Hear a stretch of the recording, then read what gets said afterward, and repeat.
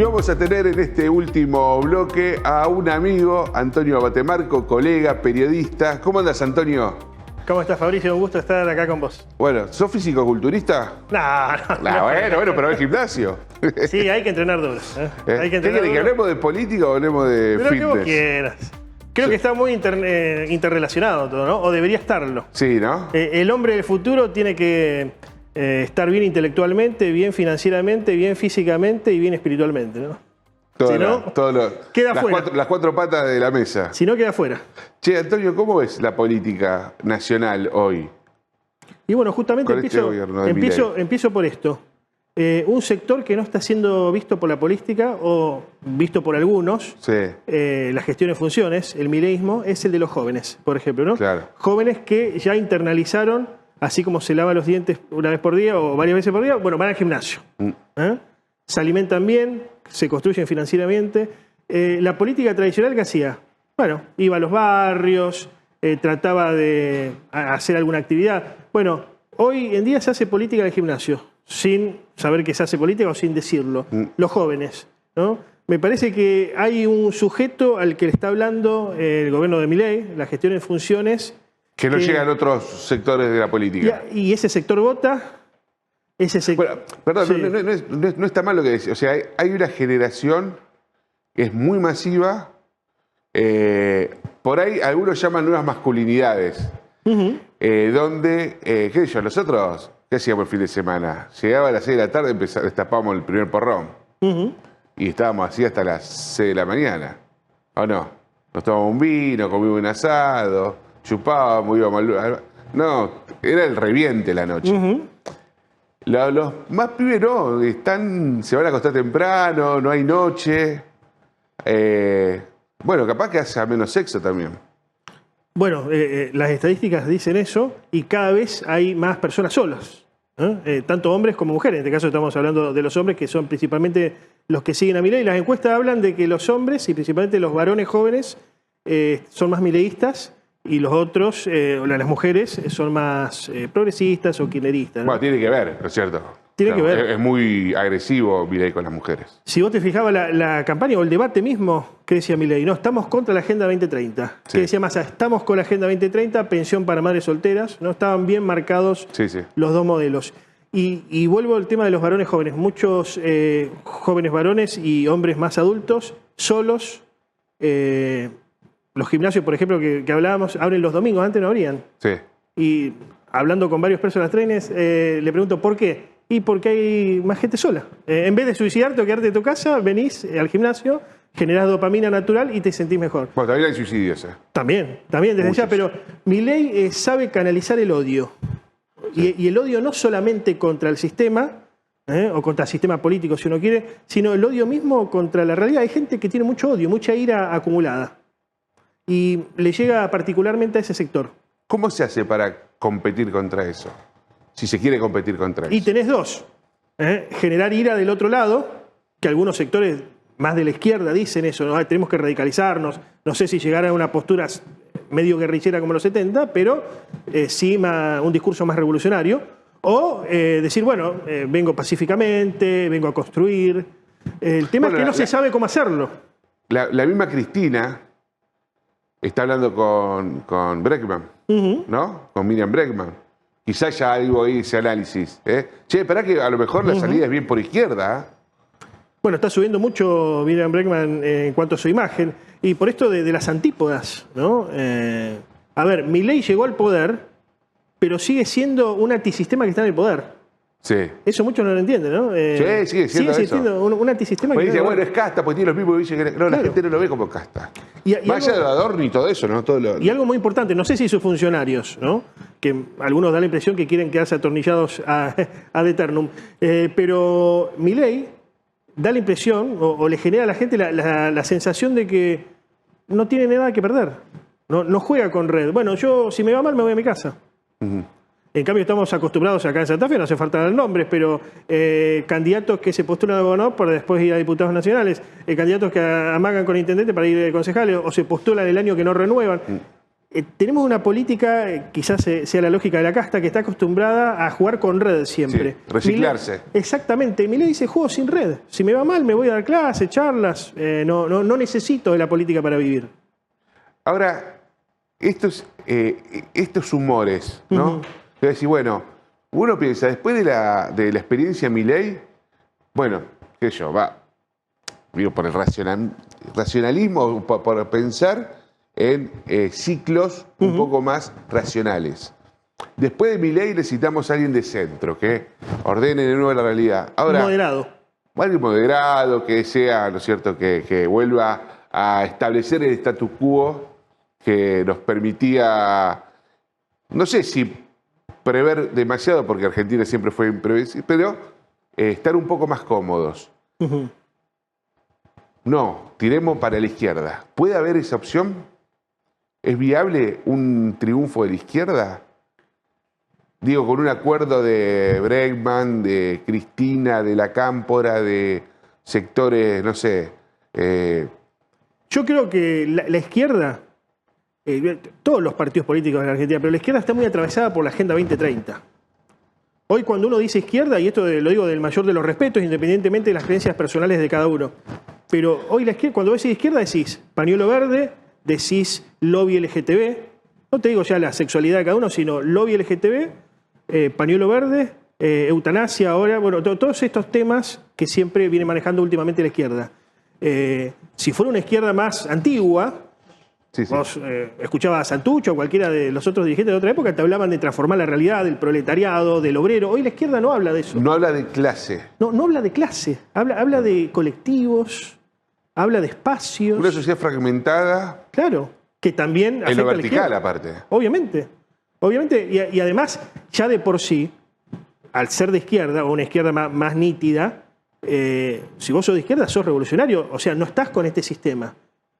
Pero si sos de izquierda y te sometés a las leyes burguesas electorales, es como que es medio contradictorio allí, ¿no? O sea, vos sos de izquierda y te postulás dentro de un sistema que no genera nada nuevo, que es excluyente.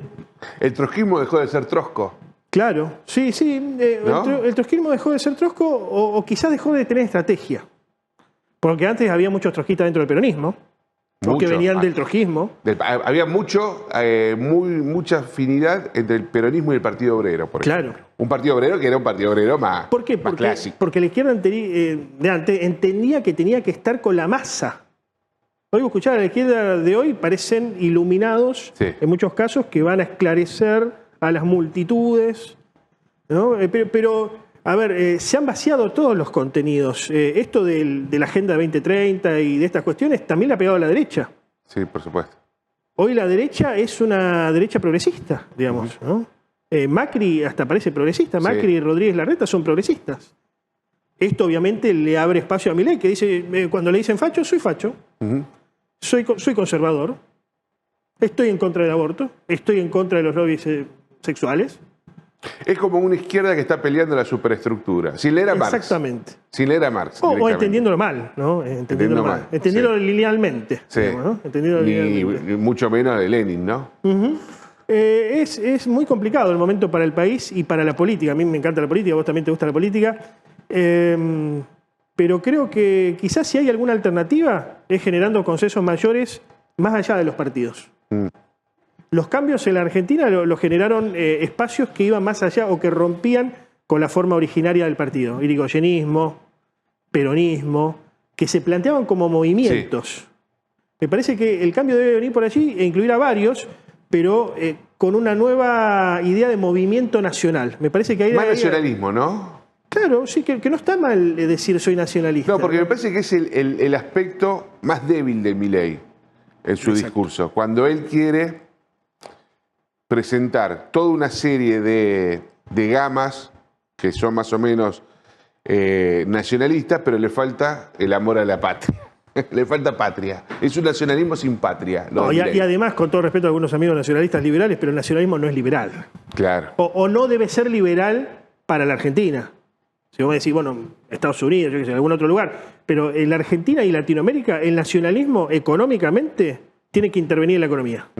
Porque si no interviene y se pone sobre sus espaldas el Estado, el desarrollo, no funciona el país. Bueno, eso viene de una vieja teoría o análisis de que el discurso del liberalismo era un discurso impuesto por Europa, por Inglaterra, para que darle la receta a los otros países, pero que ellos en sus países, en Inglaterra, en Gran Bretaña, no aplicaban el liberalismo, ¿no? Bueno, hoy Estados Unidos tampoco lo aplica, ¿no? Por supuesto. Pero es un buen discurso, es un discurso que sirve para encantar multitudes, digamos. Y nuestros empresarios particularmente se dejan encantar mucho. Bueno, así vaya contra sus intereses. Bueno, vos hablás mucho con empresarios. Sí. Yo te veo a vos que hablás con empresarios importantes de la ciudad. Contame eso, porque es raro, porque, o sea, muchas veces el liberalismo es el que atenta contra sus propios intereses, como lo decís. Los empresarios, desde un tiempo a esta parte, a ver, para decirlo burdamente, tienen como fantasía sexual predilecta escuchar discursos liberales. Se rodean de economistas liberales, de asesores liberales, que quizás no tengan que ver con sus intereses diarios, pero fantasean con ese liberalismo, llegan al orgasmo con el liberalismo, digamos, ¿no? Pese a que sus intereses sean otros. Y yo me he puesto a pensar, es muy psicológico, porque ellos anhelan ser otra cosa que nunca fueron. Y por otra parte, a ver, ¿qué te ríes? Ya está hablando como un marxista. Parezco marxista. Y además, por otra parte, hay mucha desazón. A ver, porque hay familias industriales de décadas en la Argentina. Y vos ves que ha fracasado la cosa, y que sus terceras o cuartas generaciones no saben qué hacer y terminan cerrando la empresa, ¿no? Es un problema ese, ¿no? Es un problema porque Santa Fe, y acá ya nos metemos en el plano local, Santa Fe tiene un entramado productivo, pero que depende fuertemente de la ayuda estatal, no de la ayuda, pero no es de un plan. Pues también hay algo cultural ahí que decía, no, che, yo soy empresario, no soy planero, no quiero nada, eso es la cosa de los negros y yo no quiero saber nada. Pero necesita de políticas estatales importantes, necesita de infraestructura, de obra pública, en un país detonado, porque uno va a los puertos también y va a la entrada de Timbúes, y los puertos que ganan fortuna no invirtieron para hacer 1 metro cúbico de cemento en la puerta de sus propias terminales. Entonces, me parece que ahí tiene que haber una militancia. Bueno, es un interesante debate, ¿no? La provincia le tira la posta a los municipios y comunas que tienen que ver con este entramado portuario. Dice, bueno, hagan ustedes los arreglos, los accesos a los puertos, háganlo ustedes, ¿no? Y si pueden la ruta también, ¿no? Arreglenla. Sí, claro. Pero sí, falta inversión desde ya, ¿no? Recordemos que el 80 o el 82% de lo que exporta la Argentina sale por los puertos de la región. Sale por acá, sí. Es el principal, según el ranking de puertos, el principal, superando a Santos de Brasil y superando a Nueva Orleans de Estados Unidos, el puerto granero del Mississippi. Antonio, ¿cómo lo ves a Puyaro? Lo veo más fortalecido que nunca, ¿no? Un Puyaro que, lo hablaba con vos días pasados, un Puyaro que ejerce el poder. Sí. Uno puede coincidir o no con Puyaro, yo no coincido en la mayoría de las cosas, en el estilo, nada, pero ejerce el poder. Y el poder está para ejercerlo, ¿no? Todos dicen, Puyaro tiene caja, por eso hace política, o construye poder, digamos, ¿no? Política en buen sentido. Perotti también la tenía. Perotti también tuvo caja, claro. Y cuando vos hablabas con los adláteres de Perotti o los dirigentes de Perotti y le decías, ¿cuándo van a construir en Rosario? No hace falta. Con esto de las redes sociales ya está todo logrado, te decía. Muy bueno. ¿No ves que hay un déficit ahí en Perotti, pero también en Puyaro en entender a Rosario? Puyaro la entiende a su modo. Sí, ¿no? Trata. Por algo su hermano es concejal, sí, digamos, ¿no? Y le da mucha importancia a todas las batallas partidarias que tienen que ver con Rosario del radicalismo. A ver, te negocia el de la departamental, el presidente de la departamental, hasta lo más mínimo, ¿no? Sí. El comité barrial, todo, te negocia todo. Puyaro va por todo, ¿no? Pero a diferencia de Perotti, la entiende mejor a Rosario, ¿no? Desde ya. Sí, claro. La entiende mejor. A menos en la cuestión de seguridad, mucho más. La entiende, sí. Después podemos discutir por qué llegamos a esta situación de baja de asesinatos, pero logró lo que Rosario quería en definitiva, que es Es muy difícil competir contra eso, electoralmente, digo. Sí, es complicado asumir moralmente que para ciertas circunstancias, y lo que voy a decir es políticamente incorrecto, para que no haya asesinatos, más aún al punto que había llegado Rosario, tenés que pactar con el narcotráfico o con el AMPA. ¿Vos crees que hubo un pacto? Lo dicen todos, lo dijo Saín, lo dijo Delfrade, lo dicen todos, ¿no? El modelo provincia de Buenos Aires, ventas reguladas de estupefacientes a través de zonas determinadas. Porque ¿cuál es el problema? No es el problema que se venda, siempre se vendió. El problema es cuando hay disputa territorial y esas disputas territoriales principalmente terminan con asesinatos en el centro de la ciudad. Para la clase media rosarina, que lamentablemente es muy individualista y egoísta en su mayor parte, si matan a alguien en un barrio, daño colateral, uno menos. No, el problema cuando los asesinatos empezaron a afectar el centro. Exactamente, ¿no? Como cuando mataron al Quemadito Rodríguez en Pellegrini y Corrientes. ¿no? Sí. Ahí, o al Fantasma Paz, ¿no? Esos son... los hechos de relevancia. ¿no? Exactamente, pero Puyaro lo entendió particularmente, y a diferencia de otros dirigentes, es muy lacónico, ¿no? El santafesino, si nos ponemos a ver los últimos gobernadores, al menos del retorno de la democracia, eran gobernadores que hablaban muy poco, parcos, más bien, hablaban lo justo. Bueno, Wiener y Reutemann ni que hablar. Pero Puyaro habla lo justo, ¿no? Puyaro habla lo justo, no habla de más. Antonio, ¿cómo ves vos la relación, esta disputa que se está dando en el territorio entre Iglesia Católica y evangélicos? Creo que lleva la de ganar el evangelismo de hace mucho tiempo. Mucho tiempo, ¿eh? Entiende mejor el poder al no tributar a un centro que está muy lejano, como la Iglesia Católica, y tributar a un pastor que lo tenés más cerca. O sea, la organización es mejor en cuanto a lo económico, pero en cuanto a la misma relación, digamos, ¿no? Hablábamos al comienzo de que el hombre del futuro tiene que tener finanzas ordenadas, bueno, el evangelismo te resuelve todo esto, digamos, ¿no? Muchos de estos influencers son evangélicos. Te ayudan a emprender. Si vos estás mal económicamente, te ayudan a emprender, te juntan con otros empresarios, te hacen sentir bien, te ayudan a ser tu propio patrón, te ayudan espiritualmente.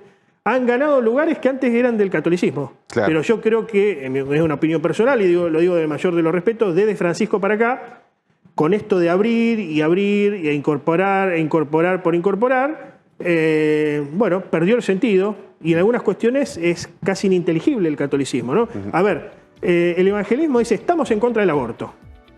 La Iglesia Católica, bueno, hay que ver el caso, Francisco recibió a las católicas por el derecho a decidir, lo mismo, matrimonio homosexual o LGTB. ¿Qué dice el evangelismo? Estamos en contra. No hay discusión. Estamos en contra. La Biblia dice esto. Catolicismo, bueno, hay que ver la situación. Es mucho más asequible. Y pierde la territorialidad. Claro, pierde la... Cuando vos tenés que explicar algo mucho en la vida como en la política... es muy difícil. Es muy difícil, ¿no? Es muy complicado. Gracias por venir, Antonio. Gracias a vos, Fabricio, un gusto. Bueno, ¿qué programa tuvimos hoy? Antonio Batemarco. Previamente hablamos con Javier Rodríguez, que es ministro de Agricultura de Axel Kicillof. Y bueno, nos reencontramos en 52 minutos la semana próxima. Gracias.